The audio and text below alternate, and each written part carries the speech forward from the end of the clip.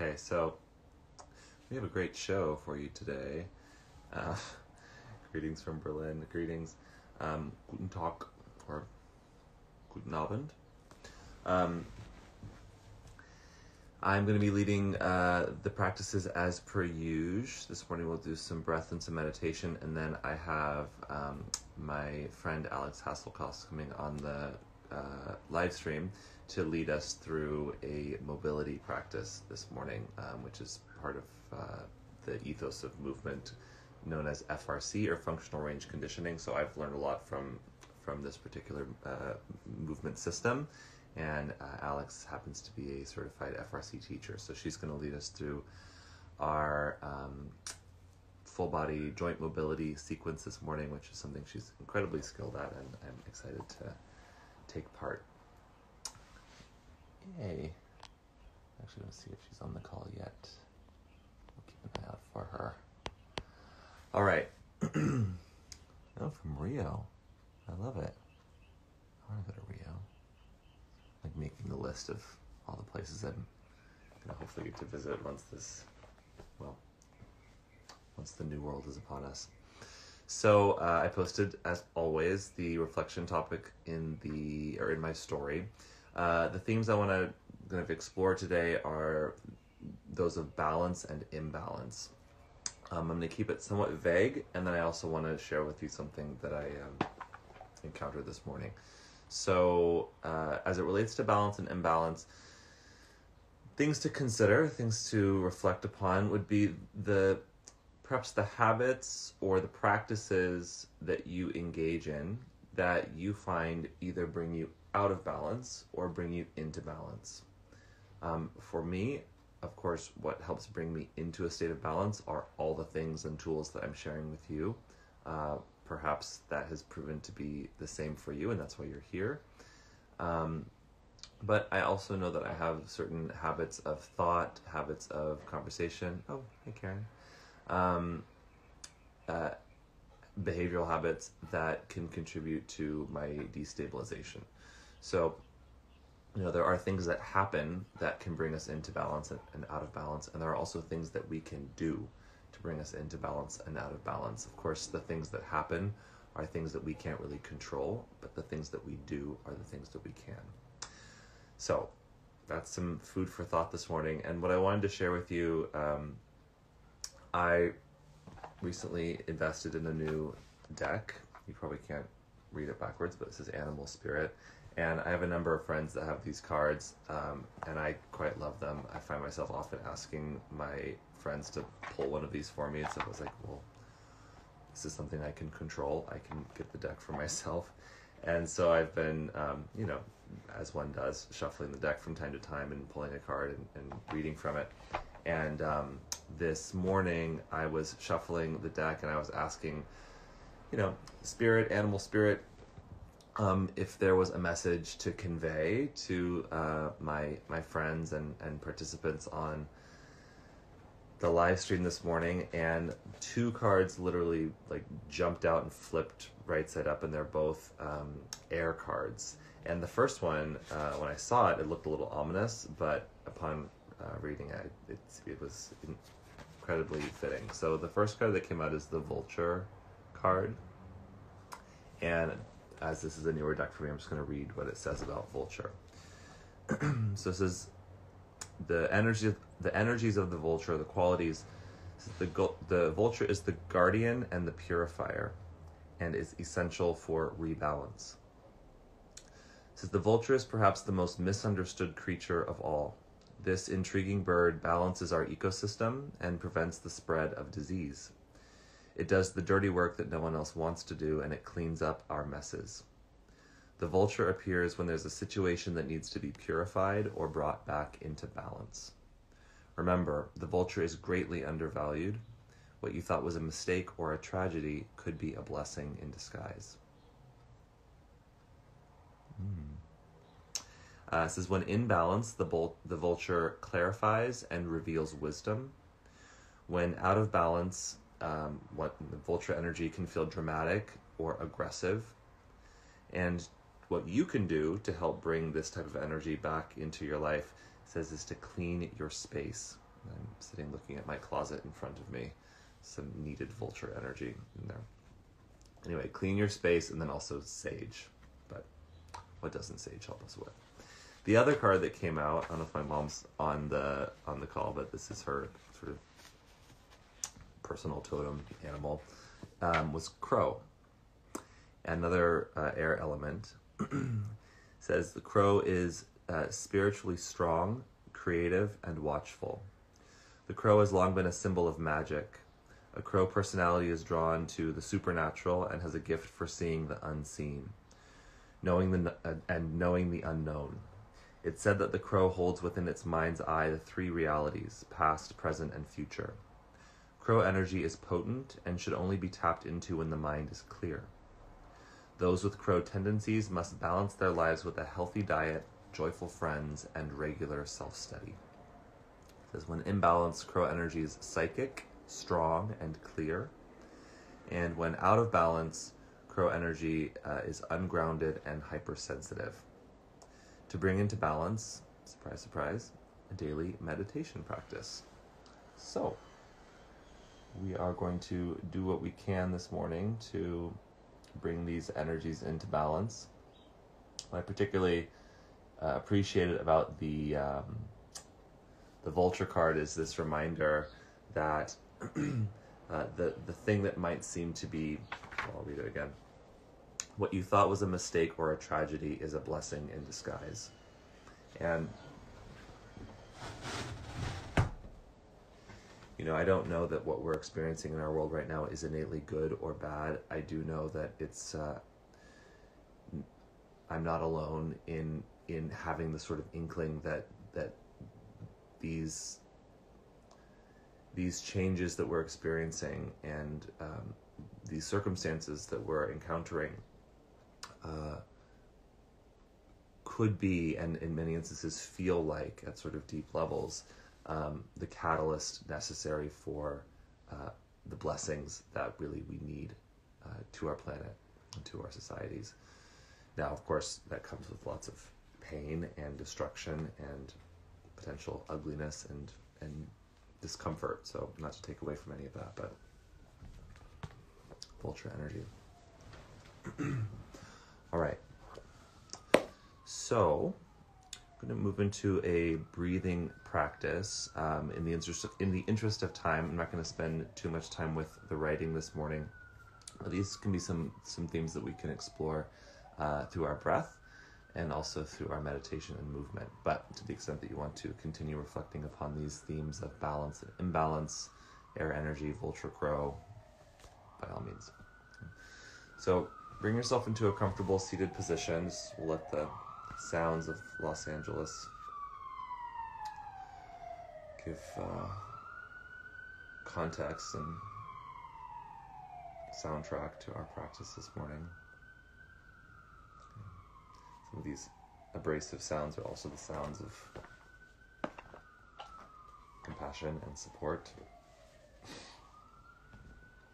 Life seeking balance.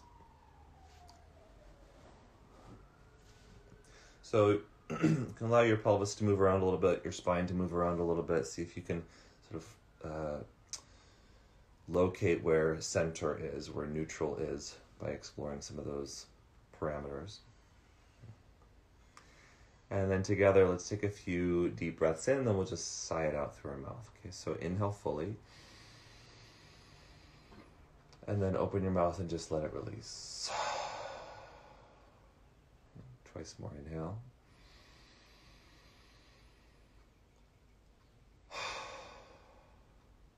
And one more time, inhale.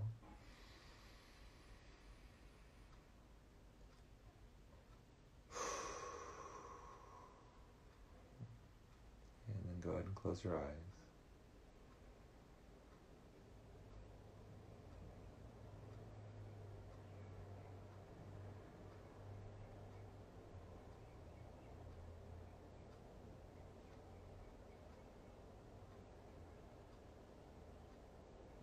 We'll practice two forms of pranayama this morning. One is samavritti, which quite literally asks that we bring into balance these vrittis, or the movements, the fluctuations of our breath. And then we'll practice what's called Nadi Shodhana, which refers to the cleansing, the Shodhana of the nerve channels in the body. Nadi Shodhana asks that we bring into balance the right and left hemispheres of ourselves, which sort of symbolically represent the polarities of self, masculine, feminine, lunar, solar, intuitive, factual. So beginning with Ujjayi, narrow your vocal cords slightly, and see if, as we did the last several days, you can kind of slowly begin to focus your breath three-dimensionally into the entirety of your trunk. And what helps me do that sometimes is one hand on my belly and one hand on my chest, and just feel as you breathe in that the breath moves first down into your belly and then up underneath your ribs and all the way to peak at that space behind your top hand and your chest.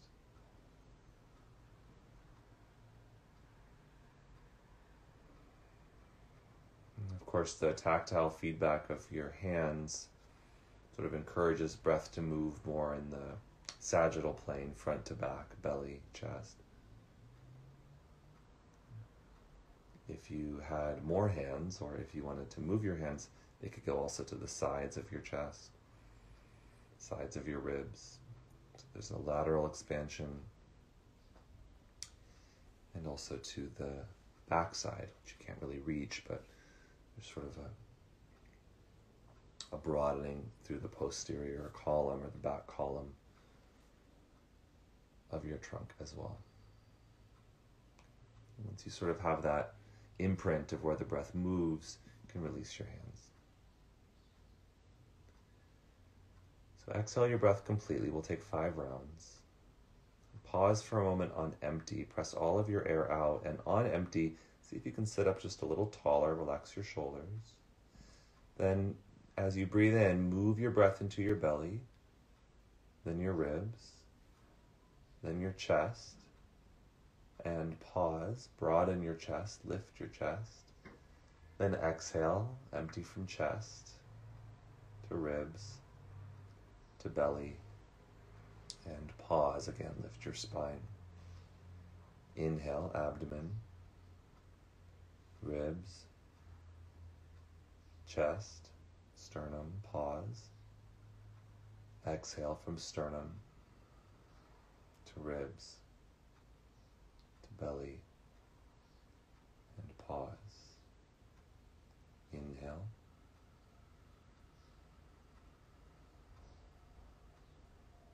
Pause. Exhale.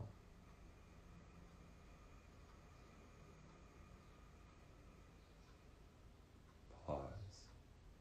Inhale.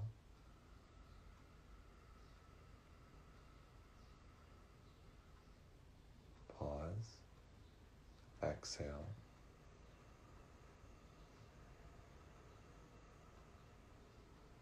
And pause. Continue breathing somewhat in this way, even inhale, exhale. Now we'll start to direct our breath through one nostril, in one nostril, out the other, and vice versa. And there's information that suggests that the movement of breath through one nostril or the other does correspond to the different hemispheres of the brain.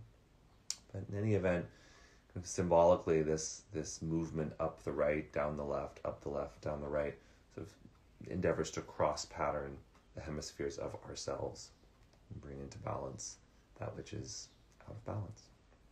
So Nadi Shodhana is typically practiced with 2 mudras. Left hand can come into Jnana mudra, it's the mudra of connection and knowledge.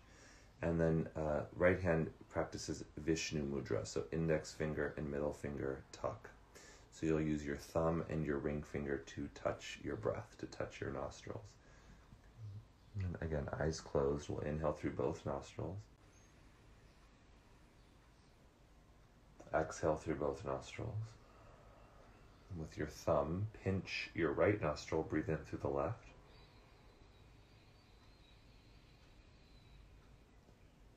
block the left, exhale through the right.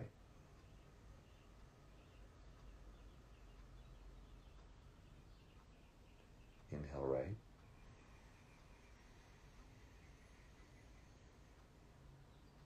Block right, exhale left. That's one cycle. We'll do 4 more cycles. Inhale left.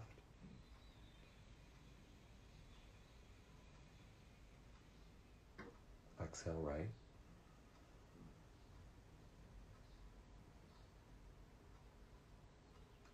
Inhale right.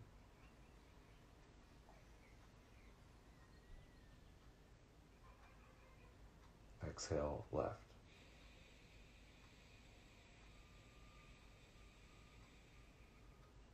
Inhale left. This is 3rd cycle.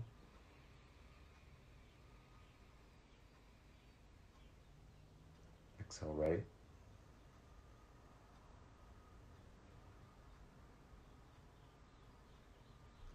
Inhale right.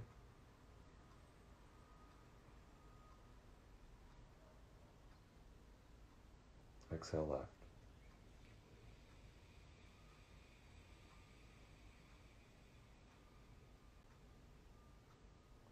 Inhale left.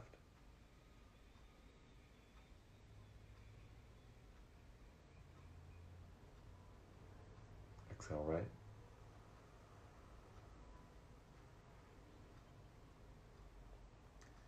Inhale right.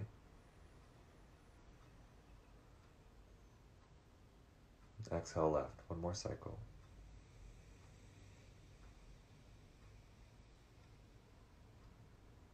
Inhale left.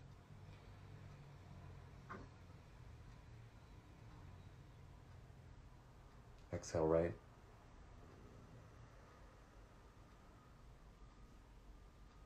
Inhale right.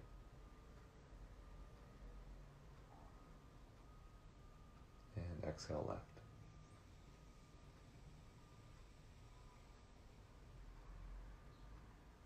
So release your right hand now to mirror your left in Jnana Mudra. And now take some breaths up and down the midline as we practiced before. Even inhale, exhale. Smooth out those polarities.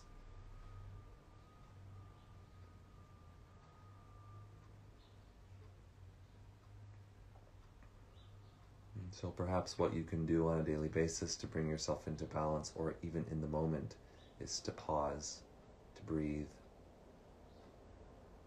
to take a subtle but proactive stance in facilitating inner balance.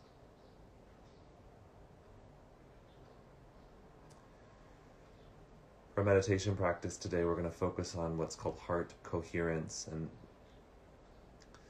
essentially is an endeavor to get the pulsation, the frequency of our heart rhythm to match that of our brain rhythm. So take your right hand and place it over your heart, so just slightly left of your sternum, eyes closed. And feel with your hand the beating of your heart.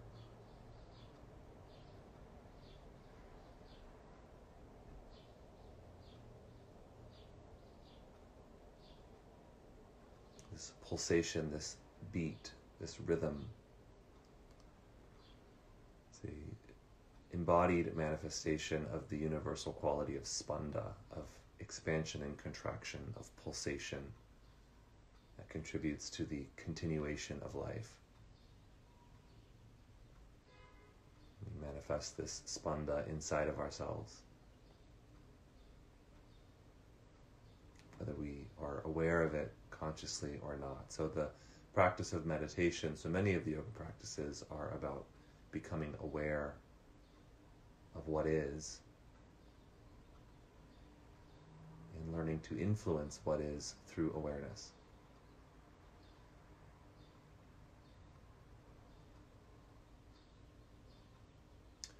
So for a few minutes' time, what I'd like you to do is to bring your awareness into your heart and have the sense as you breathe that your breath literally passes through your heart as you inhale. and that your breath, the wind of your breath, passes through your heart as you exhale.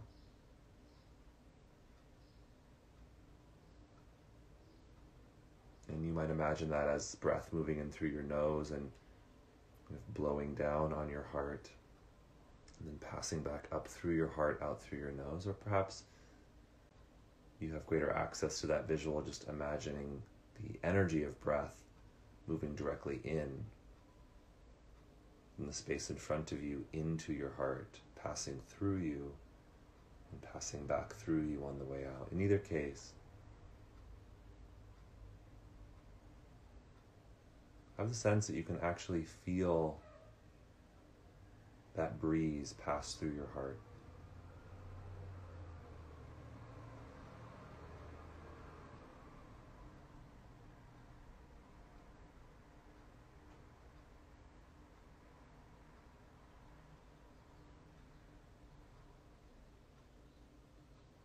So simple act, simple endeavor, but can be quite profound. In fact, it's shown that breathing in this way, engaging your mind in this way, can begin to entrain more coherent rhythms in your heart. And were we to hook your heart up to like EEG scanning, we could get a sense for the rhythms of your heart, electromagnetic sense. And likewise, were we to do the same for your brain, we would be able to sense the rhythms, the pulsations present in your brain frequencies.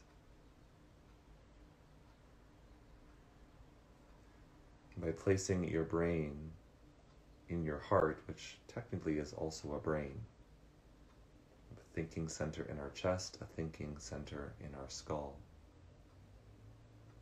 and yoking those two mechanisms together via breath, can begin to work with ourselves to leverage this ancient computer that we have in our skull with this very potent and powerful computer that we have in our chest.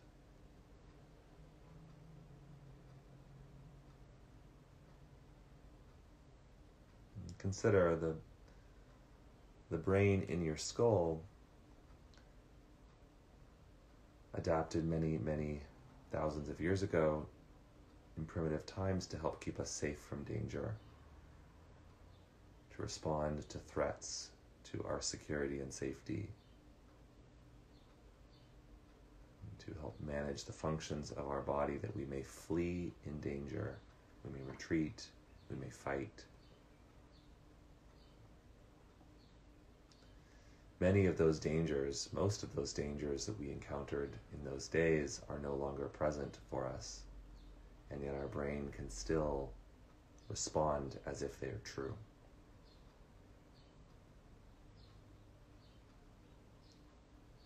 It's been said that through the potency of the heart,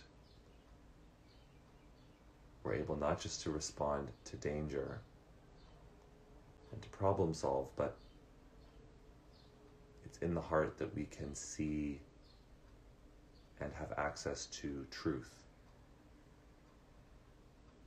clarity,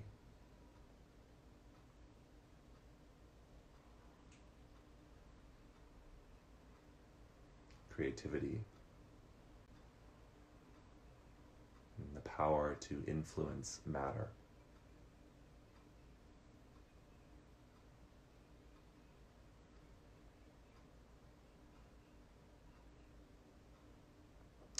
It's those responses and reactions in the brain that can pull us out of that power. So take a few more moments here. Your hand might still be on your heart, perhaps you've let it release, but keep feeling your breath move in and out through your heart. The breath doesn't need to be forced or strained.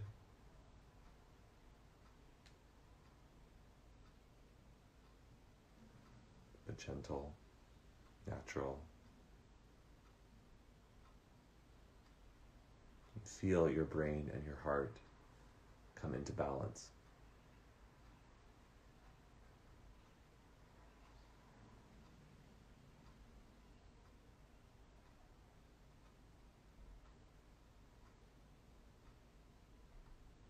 And from this place of balance, you can further amplify these coherent frequencies by connecting them with the most potent frequency we have access to, which is our appreciation.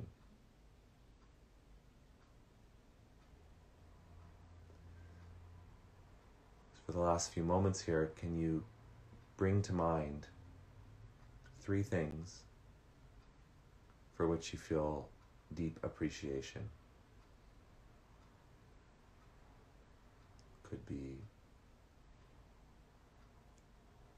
the intelligence of your heart and brain,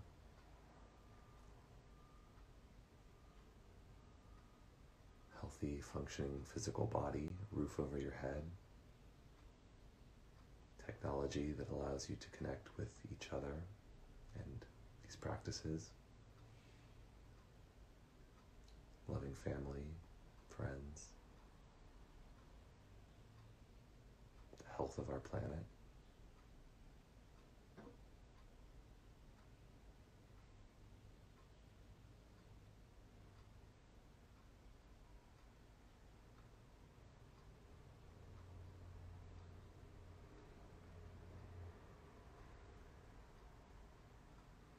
And just like that vulture energy that reminds us that things that might seem like a mistake can actually be blessings in disguise, can you bring to mind some event in your life, some coincidence, some perhaps person that came into your life, maybe on the heels of something you perceived as terrible or a mistake?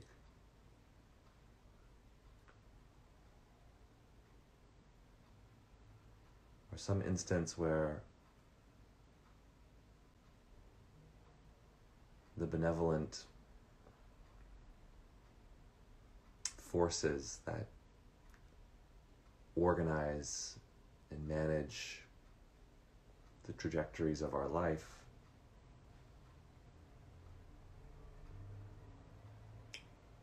orchestrated a powerful rendezvous for you, a moment, a connection, an opportunity, a blessing.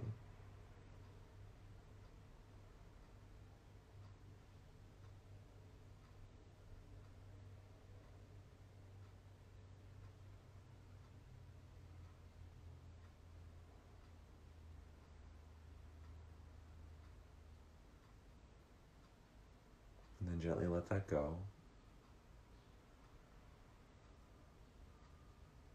Take one last breath that moves into your heart and out from your heart.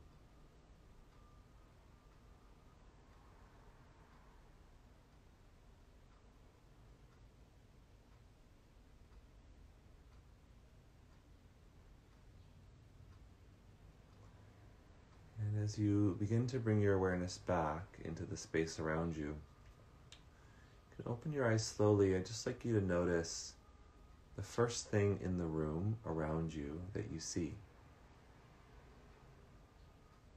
And maybe it's something that you haven't seen or noticed was there in a while.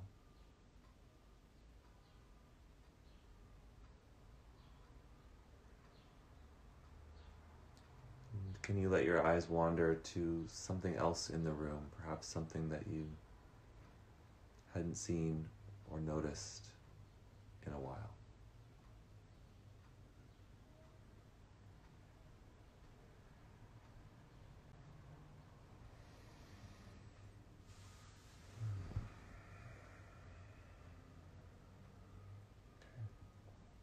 Welcome back.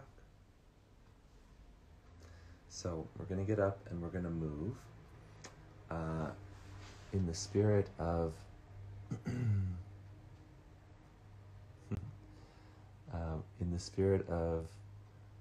let's call it Instagram Live learning curves.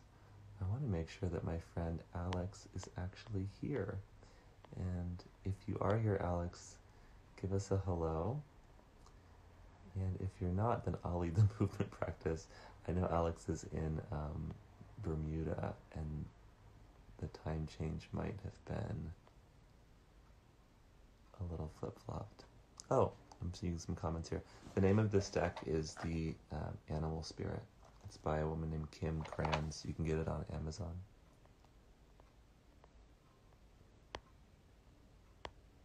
Okay. Oh, there she is. All right, Alex, if you can request to join the live. I'm going to move into the living room here.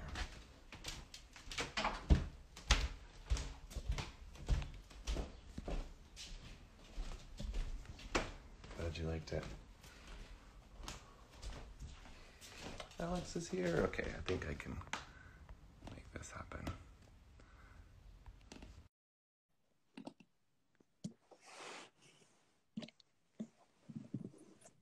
There she is. Hello. Hello. Good afternoon. I was here. That was lovely. Oh, good. Okay. I know. It's like I keep tuning into my friends' live streams, and I'm watching all of us like figure out the learning curve of like, who's here? What time is it? What are we doing? Facebook Live video sideways, so I posted it. It's all like, anyway, whatever. We'll figure it out. Yeah, here we are.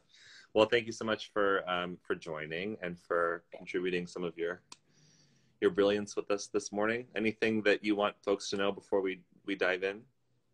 We'll have a little bit of time afterwards to chat too. Yeah. So no, just what I'll be doing, leading you guys through today is a round of controlled articular rotations. I don't know, did you tell them that at the beginning? I missed the first few moments of your session. Oh, I mentioned FRC, but I didn't mention anything about cars. So I'm a functional range conditioning mobility specialist. Also, I'm certified to teach kin stretch classes. Kin stretch classes are like their form of a group mobility class, like a body control and awareness class where we're looking at like creating active and usable ranges of motion, sometimes looking to close gaps between passive and active ranges of motion.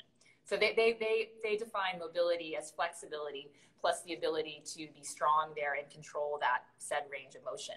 So just thought today, there's something that's like the fundamental kind of like the backbone of some of the kin stretch classes are these things called CARS. The acronym stands for Controlled Articular Rotations.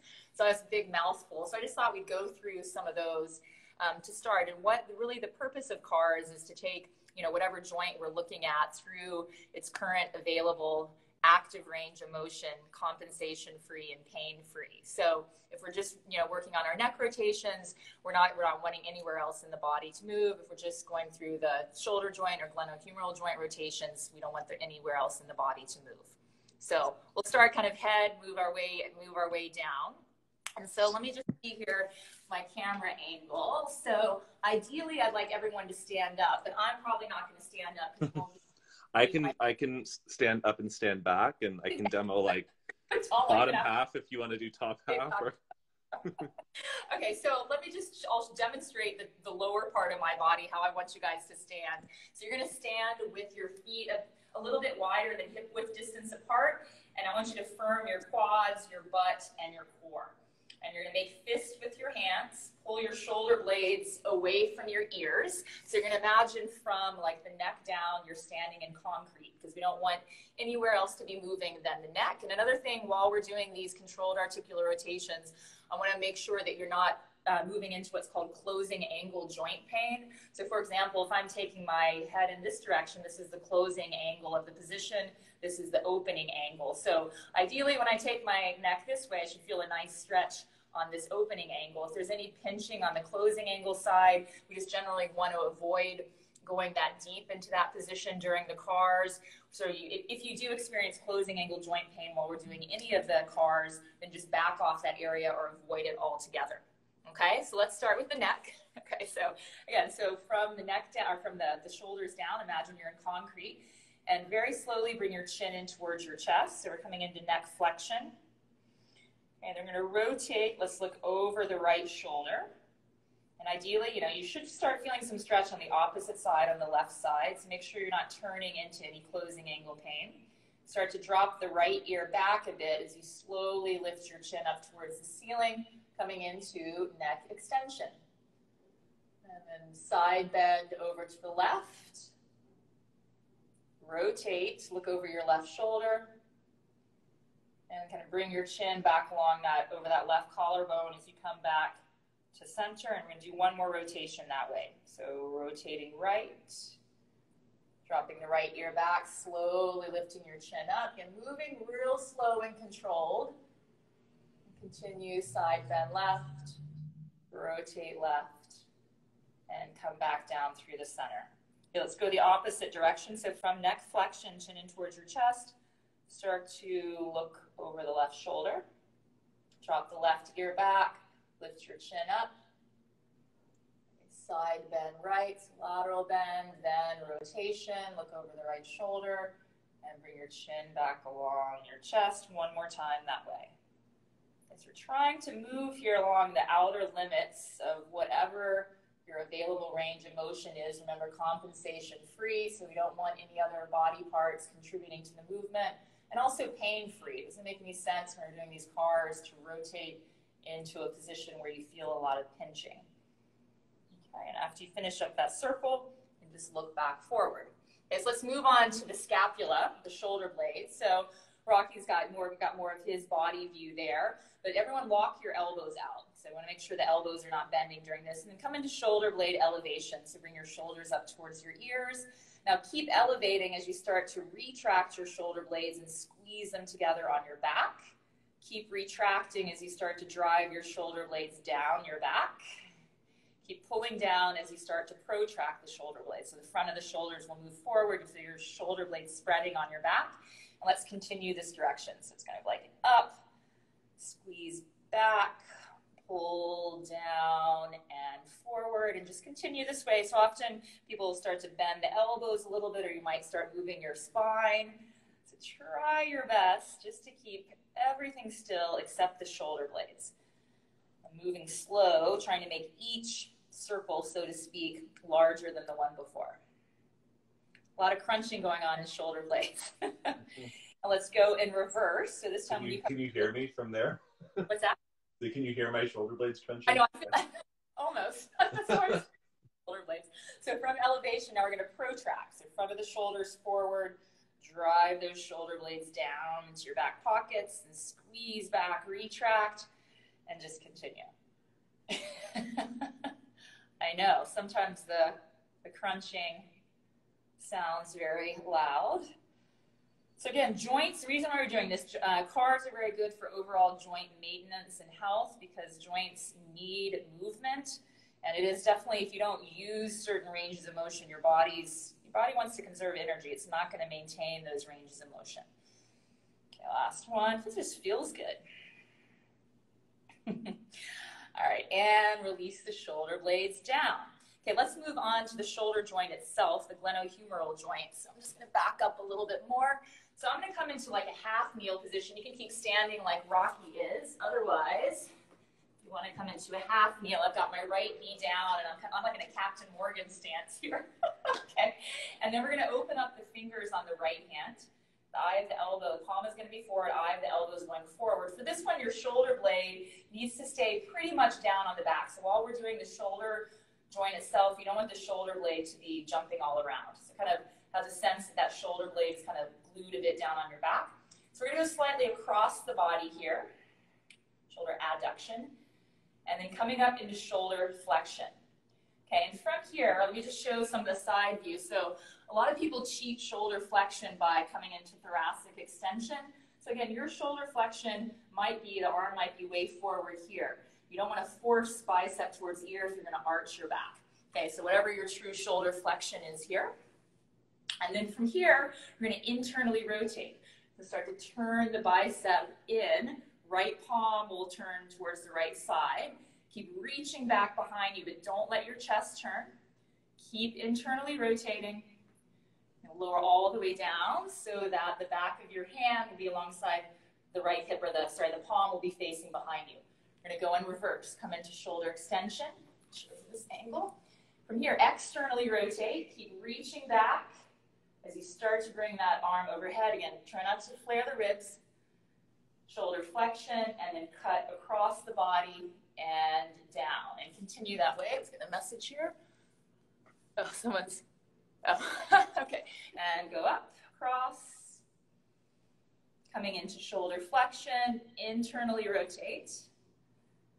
Reach all the way back. Let's get as much range of motion, as much reach back into shoulder extension as you've got. When you lower down, the palm will be facing behind you. Let's go in reverse. Pushing up into shoulder extension, externally rotating. Keep reaching back as you reach all the way up. Nice. And lower back down. Let's do one more on this right shoulder. Okay, so come across. Lifting into shoulder flexion, internally rotating. Yeah, just being very aware of, it's kind of like a bit of a concentration game too, because you quickly become aware of how you might cheat certain ranges of motion by moving other body parts. Come all the way up and lower down. Now let's go to the left shoulder. Okay, so I elbow forward, palm forward. I'm coming into a kneeling position, but you could also be in a half kneel. Okay, and go across the body here. Coming up into shoulder flexion. Again, try to keep the elbows straight here. Internally rotate, reach way back. So stretch there across the front of the shoulder and chest, lowering down. And reverse. Imagine too, like the air is thick. That'll just help to slow you down. So you're creating your own kind of internal tension as you're moving, which is another way that kind of separates these cars from like, normal joint circles where people are moving fairly fast. Okay, so coming up, coming into shoulder flexion, internally rotate and reach back.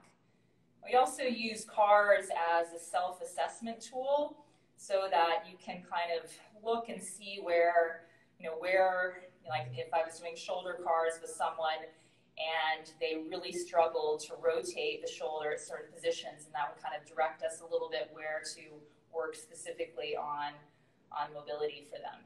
The last one, coming up, shoulder flexion, internally rotate. I'm trying to turn from the upper arm bone. Okay, and lower down. Last half rep. Up. Externally rotate. Sweep up and slowly lower down. Okay, nice. So let's move on to the thoracic spine. So we're going to come back up to a standing position. So Rocky's going to come back up to standing. This time, Rocky, take a bit wider stance, wider distance apart. You're going to give yourself a self hug. Can't hug too many people these days, so might as well hug yourself. And again, firm your core. Yeah, just like that. Firm your quads, your butt, your core. So we're going to very slowly come into thoracic spine or T-spine flexion. So if you imagine your back is against a wall, very slowly from that upper thoracic, you can tuck your chin in as well too slightly. You're going to peel one vertebra at a time off that wall. Okay, we're just looking for, I'm going to show the side view. You're just looking for rounding in the mid and upper back. So what you don't want to do is flex the hips. You want to just roll down through that mid and upper back, kind of like doing an abdominal crunch. Okay, so here we are in T-spine flexion. And then from here, I'm going to start to rotate to the right.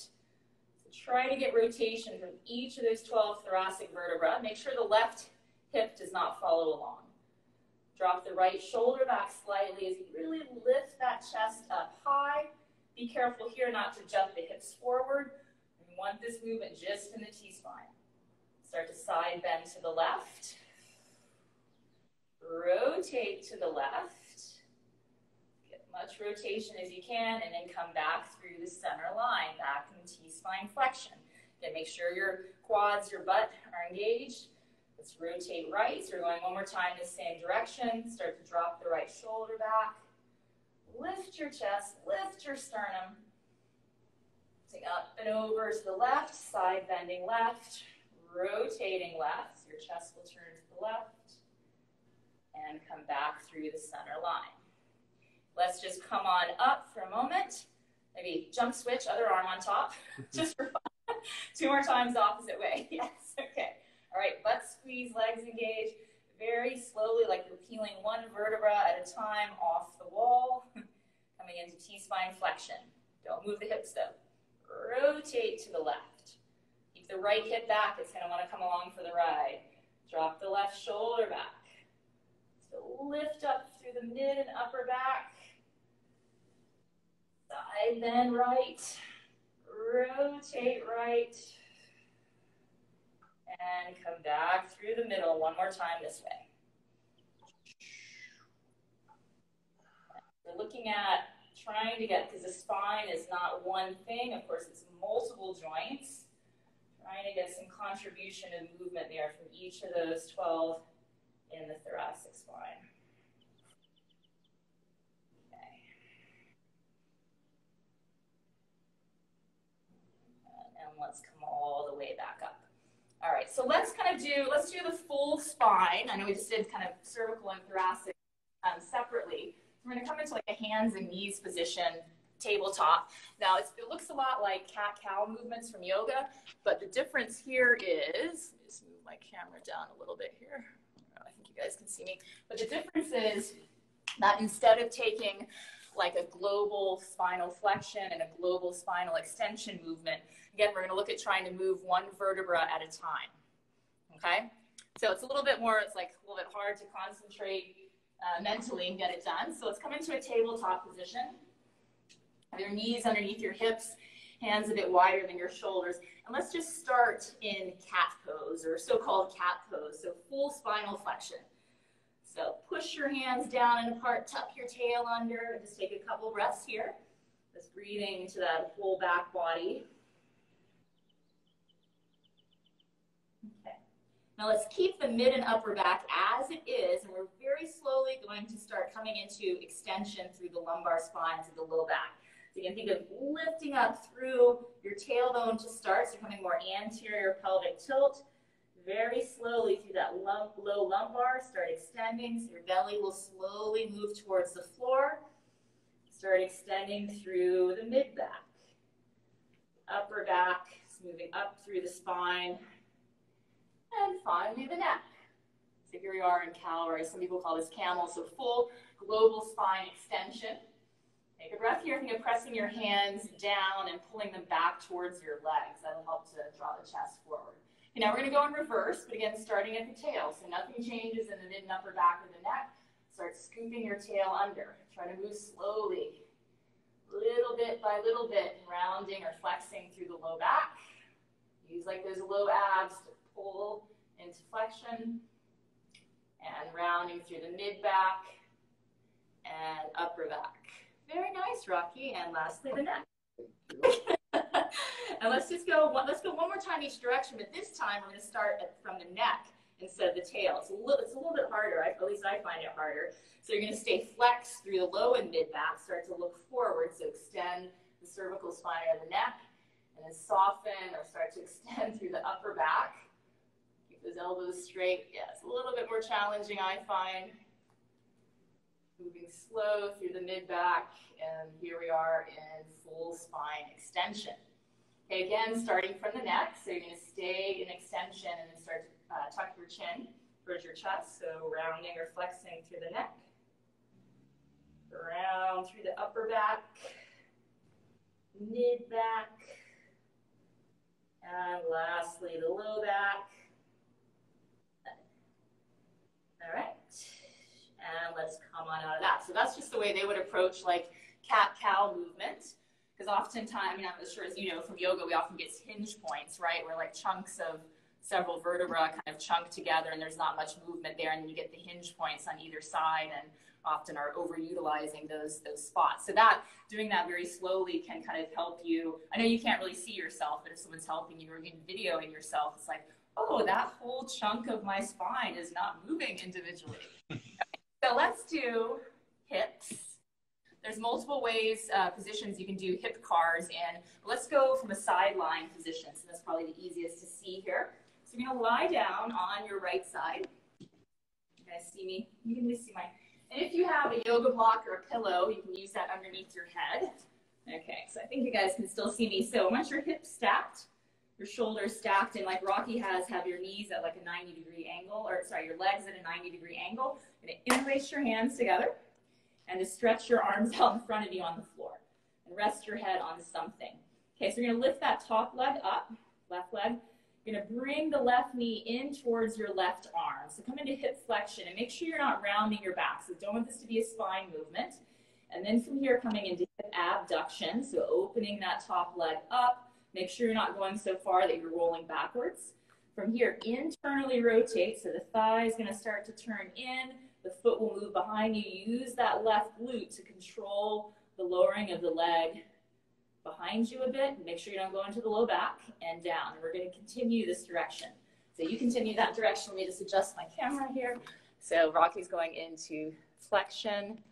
What's going on? Abduction, internally rotating, and slowly controlling the leg. There we go. Very nice, Rocky. One more time this way.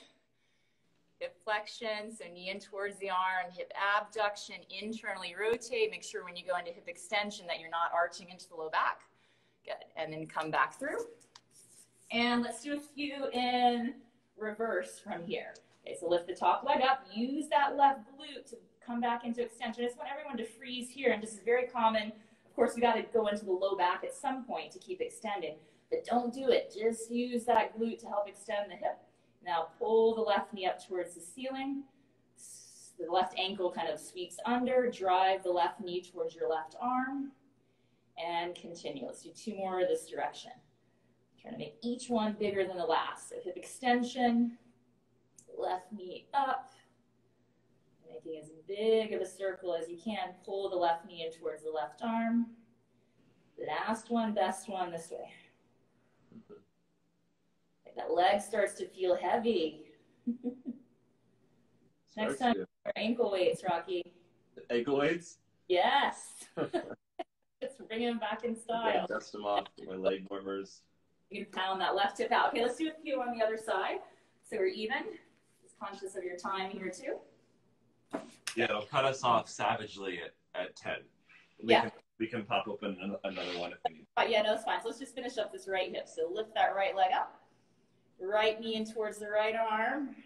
Come into hip abduction. Internally rotate.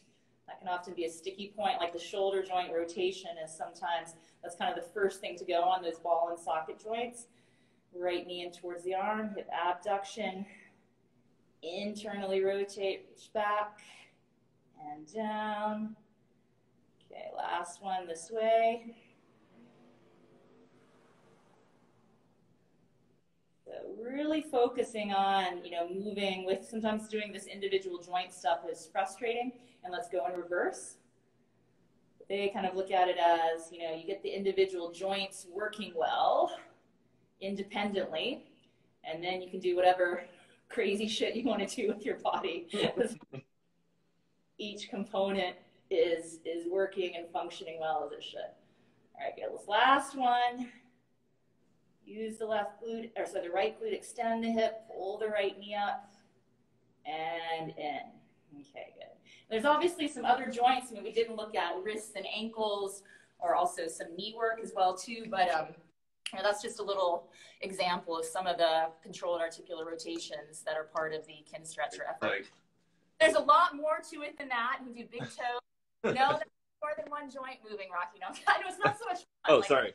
4 joints, but then so, and that's they just move your joints, rotate as much as possible all day. Now you quit your job, just do cars all day. Yeah. And then you can do whatever crazy shit you want to do with your body. Yeah, exactly. That's right. Well, thank you so much. We do a little. I offer a version of joint mobility each day that's always sort of contrasting, and there's similar elements and contrasting elements. But a lot of I've learned a lot from you in the last just really in the last few days since discovering your incredible online platform.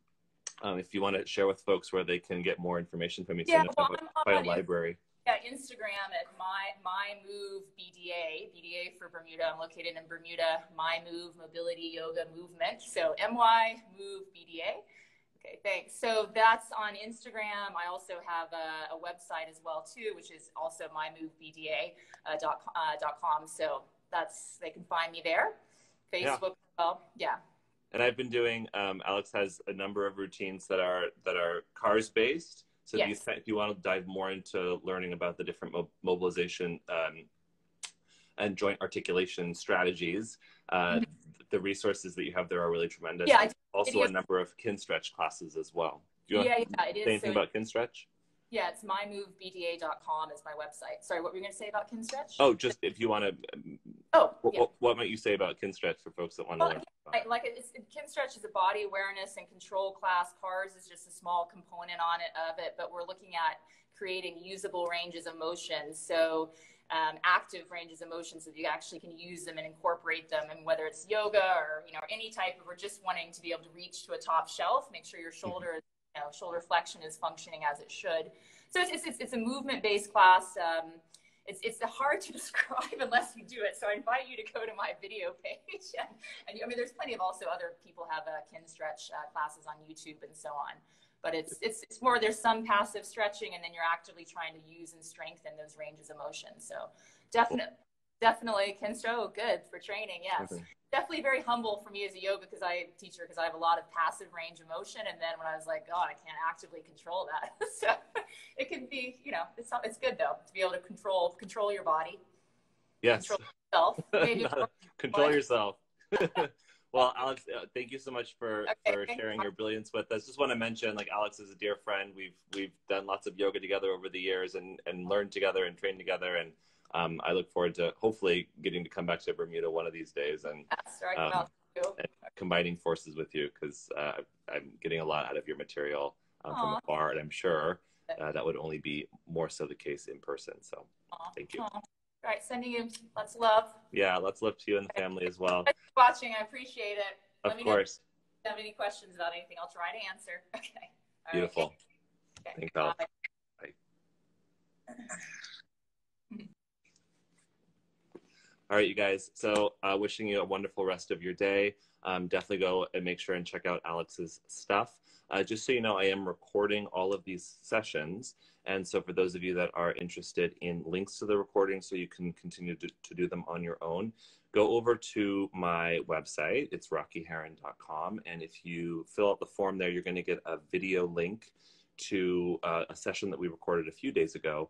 And then I'll be sending more of those recordings out over the next few days to people that are subscribed to my newsletter. So stay in touch with me. I want to give a shout out as well to those of you that have been so gracious as to donate your appreciation monetarily for my time doing these each morning. I'm offering this as just that, as an offering to everybody. So those donations that come in are always a very pleasant surprise. If you are interested in donating, it's going to allow me to keep doing these. You can get information about that on the initial link that I posted, but my Venmo is my name, Rocky-Heron, and my Gmail is rockyheron. Sorry, my PayPal is rockyheron@gmail.com. My classes. Beautiful. Well, thank you guys for joining me and for sharing your day with me, whether it's the morning, afternoon, evening, or middle of the night. I wish you a wonderful and beautiful rest of your day. Namaste.